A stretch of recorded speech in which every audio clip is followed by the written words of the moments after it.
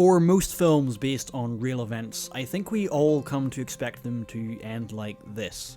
A slow fade to black with some text on screen that fills us in on the real events after the movie's story has finished.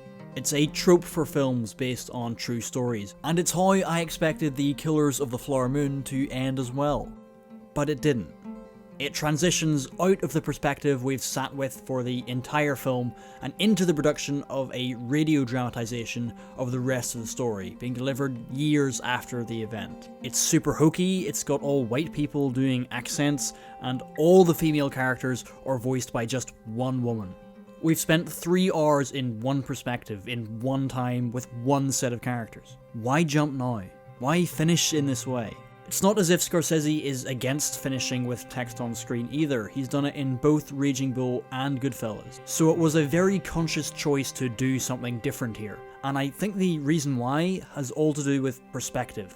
When we listen to the events as described by the radio play, it's very different to what we saw on screen. Here, the Osage story of their murders was rewritten and retold into a story that lionizes the FBI as the saviors who put an end to the murderers, when the reality is it took years for them to get involved after dozens had died. Just like their money was controlled by white guardians, now their story was being controlled too. By showing us this version, it shows how much longer the injustice the Osage suffered went on for. It wasn't just the murders, but the reality of what happened, and the ownership of their own story that they lost. And it's not in just the quote-unquote official narrative that the FBI altered. They're showing a radio play, a dramatized version that is made for entertainment and profit. There's literally product placement in their version of the story. This small little epilogue shows how entertainment based on true stories has been exploitative of victims for years, by digging up other people's tragedy for profit without the voices of those actually involved or affected. And having just watched 3.5 hours of this story, seeing the hokey radio play, we're suddenly very aware of how this story has been manipulated. That there's this massive distance between the audience hearing the radio play and what actually happened. And then that raises one more question. How distant are we, the ones watching the movie, from the reality of what actually happened? Film is the best medium we have for representing reality. It allows us to visualize the past in a way no other medium can. But it's still a constructed version.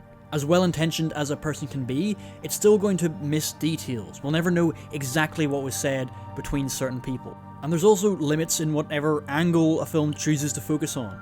This story is going to lose details that are important to specific people by focusing on Molly. And the people who are making the film are going to come at the story with a certain perspective as well. The radio play shows how the FBI flipped the perspective to raise their own status and prestige.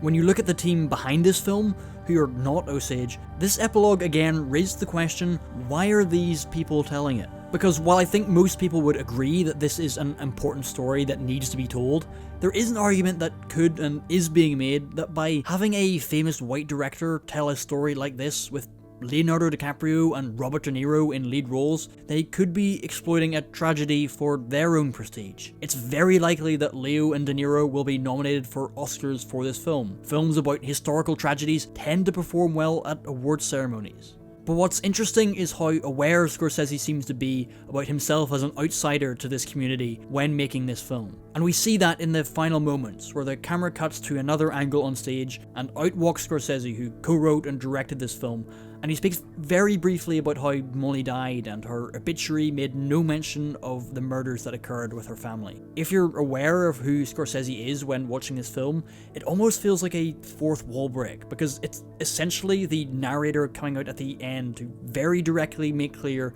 the injustice that happened. And for this story, that was very powerful, because it's him acknowledging his own position. There is the question of why he's making this film.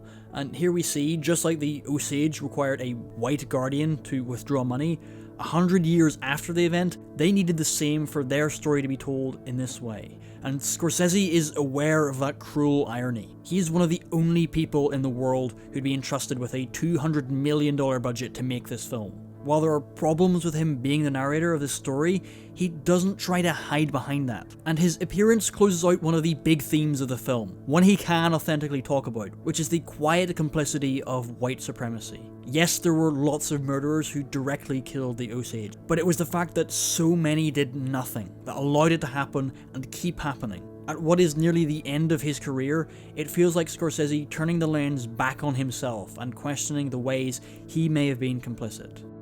So if we go back, imagine if it had just cut to text. That would have made it seem like an objective closing of this movie.